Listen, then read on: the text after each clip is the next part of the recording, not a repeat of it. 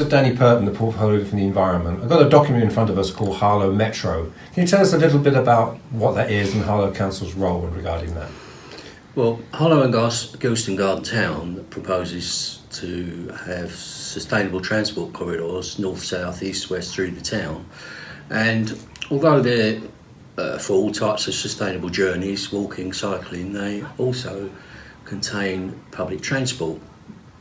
The Harlow Labour administration has been considering for some time what our aspiration is for that public transport offer, and we've come up with what we call the Harlow Metro, which is basically a modern tram system without rails, rubber tyres, electric powered, guided by GPS, running through the town off highway so that it's not held up by any congestion, priority crossing roads, and offering an offer to people where they'll actually want to use rather than feeling it's the second best option to use in the car. The targets for the new developments north, south, east and west of Harlow is that there should be 60% of journeys should be sustainable, and we feel that unless we've got an exceptional offer, an aspirational offer to people, we'll never achieve 60%.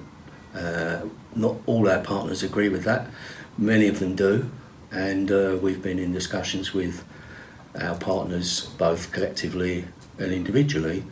Certainly the people in Gilston very much want an aspirational offer for public transport, and we've recently met with Epping Forest District Council to talk about extending this Harlow Metro system beyond the southern part of Harlow through North Weald down the old railway line to Epping Underground Station, which, as you know, is owned by, the actual line is owned by a steam train company who we've had a meeting with, and who can't use it for steam trains because it's too steep. They can't guarantee to stop with their older trains, and but obviously there's still a lot of negotiation to do, but in principle they haven't got a problem with us extending the Harlow Metro down to Epping Underground Station, which has always been a dream of many people in Harlow, to get access to the underground system.